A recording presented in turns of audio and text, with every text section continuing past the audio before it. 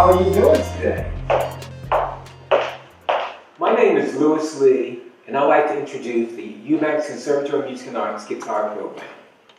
Hello, welcome to Eubanks Conservatory of Music and Arts, our guitar program. This is lesson 4.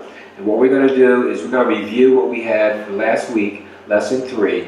We're going to go over the right hand and left hand technique. Remember, always review, just to make sure that you know it, okay? And so we're going to start the clock, got that going, and have all my equipment with me here. And then we're going to start the metronome, so you can hear that. Okay, what we're going to do is the right hand technique using down and up strokes, okay, on all 6 strings. And we're going to incorporate the left hand technique, playing it 4 times each on all 6 strings. Okay, you understand that? If not, we have it written out for you, okay? Here we go. Ready? 1, 2, 3, 4.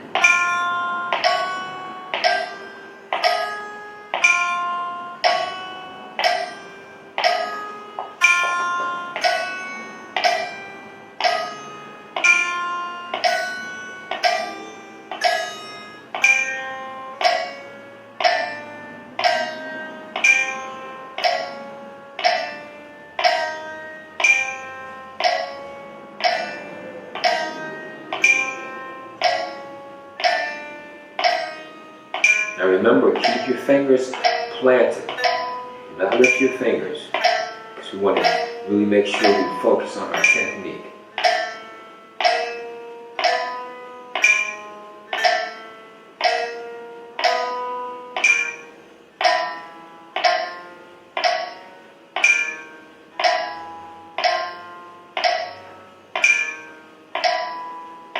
And also, be conscious of playing with the beat.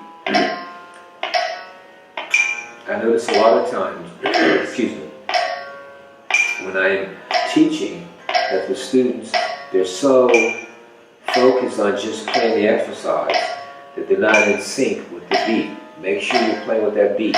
That's important. That's what the metronome is for.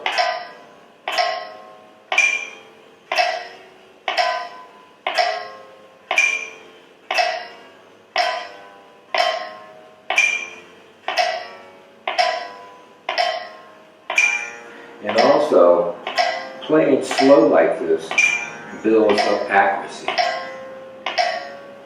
Speed comes with accuracy, but first you want to be accurate.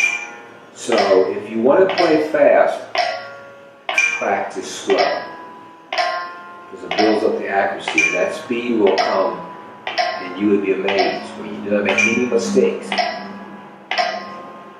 Because you program what is called your muscles. It's called muscle memory in your fingers. They'll get used to it, but you're taking your time. If you make mistakes, that becomes a habit.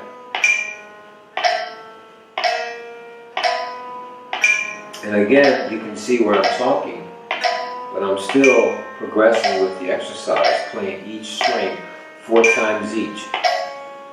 That's because I know it, I feel it. It's internalized. And that's the objective. That's what you want.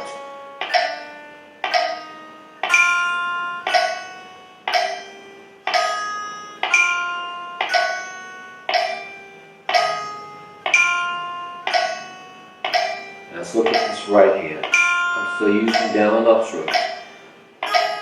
Down, up, down, up, down, down, down, up, down, up.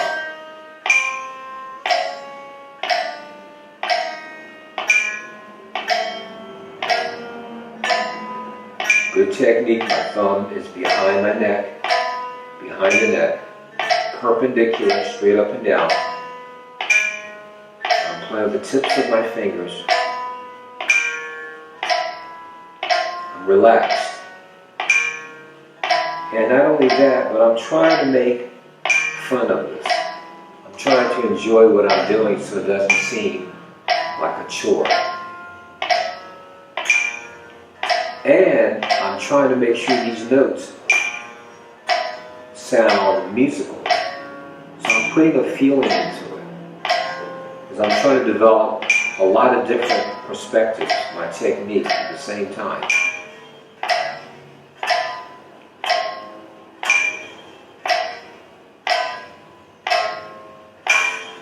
So even when I pluck the note, I'm trying to make sure that it sounds musical.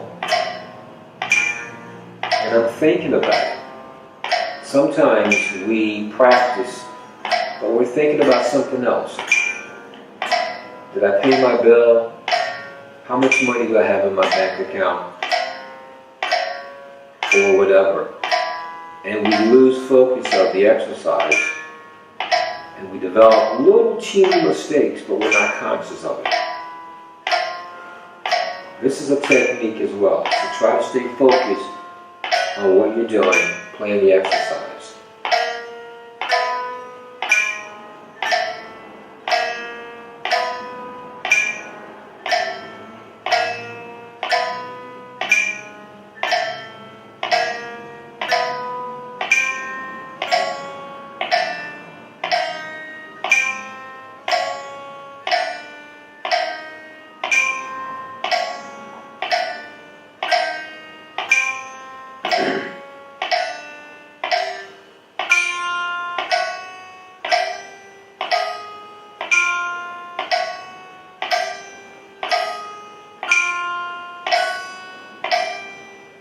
And then we're going to stop. 2, 3, and stop.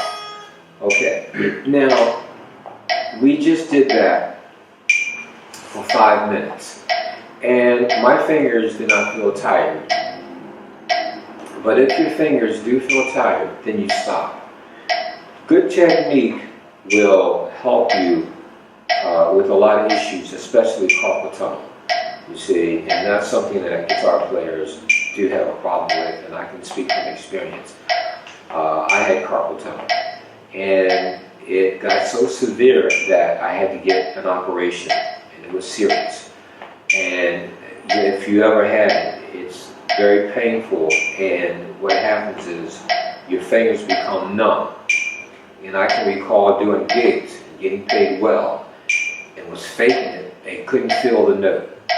And I was saying, oh my God, you know, and people would look at me and think something is wrong because they could just hear I'm playing the notes, but they're not the same. And so the doctor told me he didn't know why, but I thought I could have avoided it from the technique. But that's something you want to help. Maybe I practiced too long. So if your fingers do hurt and they get tired, just relax a little bit. Don't try to overdo it, because that's what I did. I tried to overdo it. I guess those were the consequences. I don't know, I'm not for sure. But if I can avoid anyone from having to go through that, I will. I'll try to give you the best advice that I can.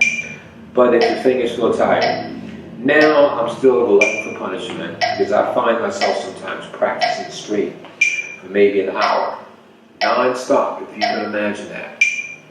Yeah, I'm still hard-headed, as my mother would say, but you know, you don't have to be hard-headed. You can learn from my lessons. So if your fingers feel tired, stop for a minute, shake it off, give the blood chance to circulate, and try it again. And it might save you in the long run. I don't know. Anything that's going to help you so that you do not get carpal tunnel or any injuries is what we're trying to do. Okay? So with that lesson, that's what you want to do. I'm going to turn this off. You want to practice that. Remember, it's your left hand technique, keeping your fingers bent. This is at page 9. It shows you how to do it. It speaks about that. Plant the tips of your fingers, and you can see the indenture from just pressing so hard, but it doesn't bother me. Also, I just want to mention that calluses. A lot of times we get calluses, but that'll go away. Yeah, I don't have any calluses on my fingers, and I don't have to worry about that. And you'll, especially if your tension, the tension on your guitar is lowered and you have it set right, which we will address that in one of our lessons too, but not this one, because that's something that's later on. But we talk about adjusting the neck, the tension, which you know we talked about with the truss rod. All that's important to make sure that when you play, you don't have to strain yourself. And just enjoy yourself. Thank you so much, and that concludes the part for the finger exercise. Thank you. Hello. Now we're going to talk about the theory. Okay, so we're going to look at page 11. So turn your books to page 11. Now, on page 11, we're dealing with time signatures. Time signatures are very important for a lot of reasons, and some of my students ask me, why do we have so many? Well, at this point, it's good to explain that because this is the beginning and you want to know that. It's better to know now than to find out later and you develop habits and then you didn't know that. So what am I referring to? Time signatures. But first, what I want to do is point out, if you look at table 10 for time signatures, it has common time, which is 4/4. Common time is what I would say, and I'm just guessing, 70% of our music is written in because it's commercial. And it's what people can really relate to. Common time is 1, 2, 3, 4, as we notice with the metronome. So that's common time. And that's what we're going to talk about. There's more time signatures, a lot. There's 3/4, which is considered to be regular. 3/4 is more of a waltz. 1, 2, 3, 1, 2, 3, 1, 2, 3, 1, 2, 3. So then you have 3/4 and 4/4. That's called regular. Then you have other time signatures. You have 12/8. 12/8. 1, 2, 3, 4, 5, 6, 7, 8, 9, 10, 11, 12. 1, 2, 3, 4, 5, 6, 7, 8, 9, 10, 11, 12. Okay, so what is the significance in the 12/8? It sounds like a slow 4. Okay, it's the feeling. And that's the way it's written. It's written in 12, so you would count 12. But a lot of spiritual music is written in 12/8. Church music. 1, 2, 3, 4, 5, 6, 7, 8, 9. So it has a certain feel to it. Okay? And that's one significance. Now let's look at 3/4 and 6/8. What is the difference? Well, the difference is the feeling. One is 1, 2, 3, 1, 2, 3. The other one is 1, 2, 3, 4, 5, 6. 1, 2, 3, 4, 5, 6. It's longer. And the reason is, when you're playing something fast, you don't want a whole lot of notes to read. So that's when you would put it in 3/4, because it's fast. But if it's slow, and you're going to have a lot of notes, then you put in 6/8 because you have time to read those notes. 1, 2, 3, 4, 5, 6. Now, that may not seem important now, but trust me, as with Mike, he's beginning to write music, and a few other students, because I will not name their names, and now they know the significance in those time signatures. And it could go a little further. It could go 5/4. What's 5/4? 1, 2, 3, 4, 5. 1, 2, 3, 4, 5. 1, 2, 3, 4, 5. 1, 2, 3, 4, 5. Now, and that can be divided in 2, 2, and 1. 1, 2, 1, 2, 1. 1, 2, 1, 2, 1. 1, 2, 1, 2, 1. Or it could be 3, 1, 2, 3, 1, 2, 1. Different ways is the feeling of the music. There's a song out that everybody knows. I can't think of the name.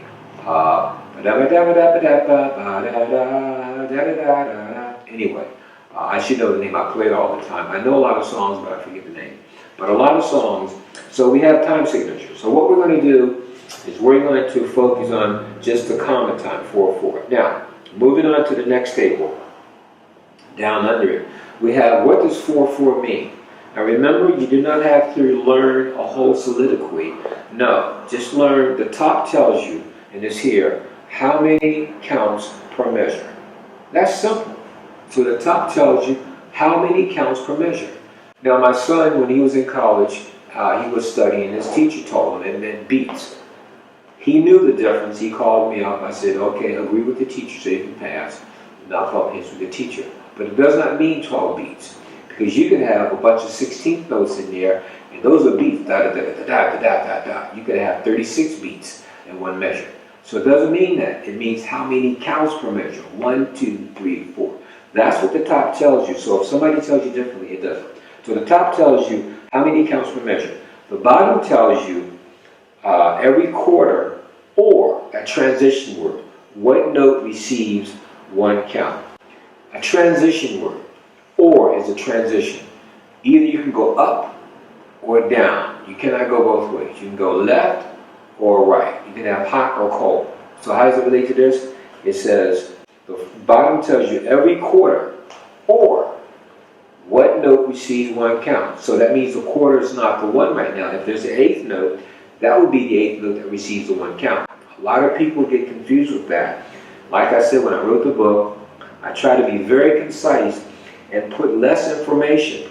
But sometimes, I know I bought something for Christmas and I forget what it was, but the instructions were so long. I said, oh my God, why didn't you just say push this, turn this, and that's it? You read so much stuff, you get lost, you have to read it over again.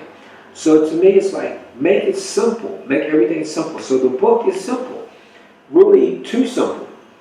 The top tells you how many counts per measure, the bottom tells you every quarter or what note receives one beat. Simple, not a whole paragraph, a whole chapter you have to learn on 4/4. No, just remember that and you're okay. Now, also something else you want to focus on, that big word again. Now, that nomenclature. You want to know the note nomenclature. And this is telling you, and I put it in colors just to be creative. Okay, and it tells you what the name of the notes are. Now, that's important. And this is a true story. I did a gig for a great drummer, a legend. I'm not going to mention his name. And the keyboard player had come in from from San Diego. That was great. And I had written out the music. And he was asking me a question. He said, he didn't refer to the note or the staff. He called the note, this right here, he called it a pole. And everybody laughed. No, that's a stem. You know, I didn't laugh because he's a legend and I want him to call me for gigs. But the other guys who are legends, they laughed. And but I thought to myself, maybe he's not classically trained or maybe he just didn't know. Okay, it's indicative of your training. You want to know what that note is called. You want to know that's called a head and that's a flag. You know, people have called that different things. And this is standard, classical. This is the standard. Okay, just like a letter. If you pronounce a letter, it's the standard. The A is an A. That's it. It cannot be debated. The letter A is a letter A. You can't call it anything else. That's how this is. This is the head of the note. This is the stem, and that's the flag. It's non-negotiable. You cannot change that. So please keep that in perspective. What you want to do is study this. This is important. Here again, it's not a whole lot of information. Remember, just 10 minutes. Go over the nomenclature. You know what the note, just the head, the flag. It's not that difficult. But I see students further on, and they say, well, what is that? And I'm thinking, what are you talking about? And they can't really address it properly. They're not using the right language. Think of yourself as a doctor. You're in an operating room and you ask for something and they give you the wrong instrument. You'll think, whoa, what are you doing here? Well, it's the same with the music. You want to know this. It's pretty simple. So again, study this. This is very, very, very important. Okay? And this is on page 11. And then next week, on the next lesson, we'll go to 12. And then we'll be into reading. And that concludes the theory for this lesson 4. Thank you so much. Welcome back. This is the fun part. We're going to continue working on Hotel California. And what we have here, last week we went over the chords, our last lesson I should say. And this week, or this lesson, we're going to focus on the manuscript. This is called manuscript. Whenever you see a paper like this, and it has a bunch of stabs, it's full of stabs, it's called manuscript. This is a manuscript. And these are the stabs that are on this. And you see, he's done a great job. He's numbered the stabs, he's numbered the measures, and so he's just did a great job. Okay, so we have these 2 songs. Okay, great. So what we're going to do is we went over the chords, and hopefully you studied the chords and you're ready. If not, do not worry about it. And again, my producer asked me to mention that we all make mistakes. I know I do. Believe it or not, I make mistakes. But I try to learn from my mistakes. When I make a mistake, you say, okay, it's going to happen. And then you just try to say, okay. But we all make mistakes. So don't think if you make a mistake that you're imperfect, you can't make it. No. Think of me saying this, mistakes is part of life. You see, if you don't make a mistake, then maybe you're not alive. And then that's something else, another story. Okay, moving on, a little humor. Okay, great. So we have a song here. Let me start the clock. I should have done it. So I know it's about a minute. Okay, great. And here we go. We're going to put on our metronome.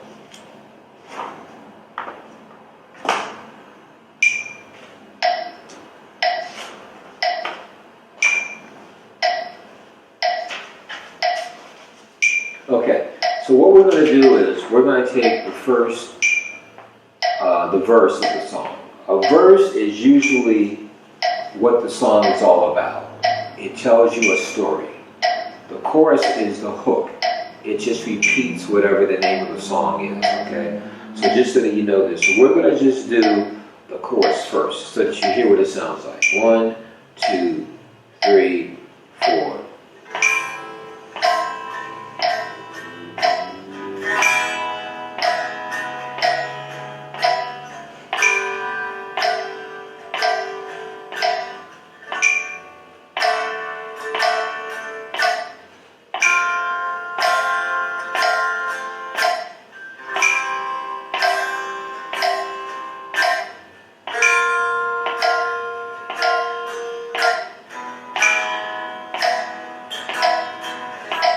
I'm going to stop because my ear is telling me something is wrong.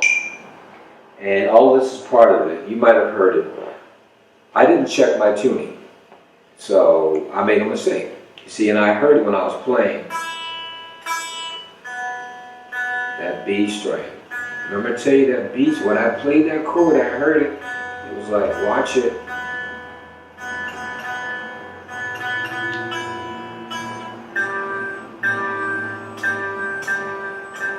It's amazing how these guitars get out of tune so fast.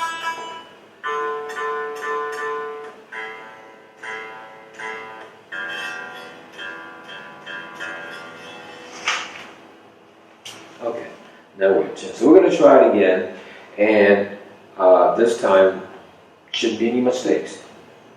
Okay, here we go. 2, 3, 4.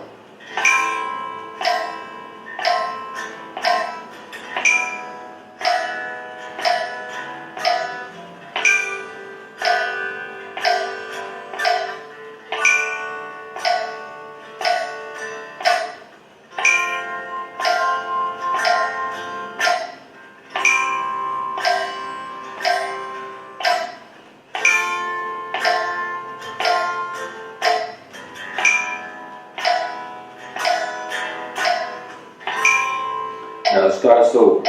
That was 8 measures. Okay, now remember the song is so that you can connect. And it's important that every guitar player can play a song. Most guitar players, they can play really nice runs, but they cannot play a song. And you want to be able to play a song completely through. Reading is all about that. You want to be able to hear a song because it's very refreshing and you can entertain yourself. So this is the starting point. Learning a song, putting together a repertoire, knowing songs that you can play. And this is a nice song, it's not too difficult. Now what we'll do later on in the lesson, once you become more advanced, and some of my students, is you'll be able to incorporate the melody, it's called solo guitar, and the chords and the bass line simultaneously. So now you sound like a keyboard player where you're playing all of this simultaneously. But that's advanced, but this is the first step, to learn as many songs as you can. Now, something else about learning songs. You can learn 7 songs, and by the time you learn the 7th song, you've forgotten the first. It happens. I cannot tell you how many songs I've learned. And if I do not play it, I'll forget it. It's natural. You want to know that. You cannot play all of your songs. There's thousands of songs. Because of my age that I've played, I can literally say I've played, because I play classical music as well. I've played, well, maybe not 1,000, okay, but quite a lot, maybe hundreds of songs that I've played. And I don't remember all of them. And hundreds of songs, I've written out melodies, I just don't remember. I have my favorites, but even with those, I've got maybe 70 or 60 favorite songs in my repertoire that I really love, but I have to play it constantly. And if I do not, I forget. So what I do is I write everything down, all of my music. As with Michael, Mike, what he's done, but I write all of my arrangements down. And that's the best part of knowing literature, or being literate, I should say. You can write it down, because sometimes I will come up with an arrangement and it's awesome. And if I do not write that down, I'll come back and I'll forget. What did I do? And it's oblivious. It might come back, it might not, and that's frustrating. So when you're literate and you know music and you know how to put it down, you can always refer back to it. And then you know the song just like that. I've got songs that I've written that were difficult songs, and I can read. If I want to play it, I study that song, and within hours I know that song again, because I just keep practicing it, but I can read the music, as opposed to having to rearrange the song and put it all together. No, that's time consuming. When you're doing a chord melody, for an example, a song.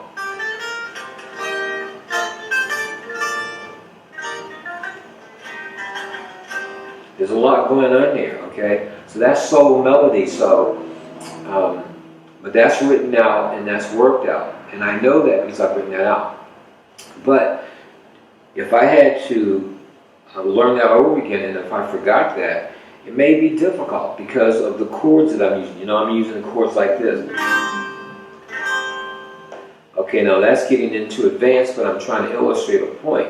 Yeah, you know, that arrangement, you know, the voicing, it's not your regular chords that you find guitar players playing. And that's what we're headed for in this direction, where you can orchestrate. When you look at this guitar, it's an orchestra. You know, you have 6 strings, but it's different. And you do not have to look at it as just a rhythm.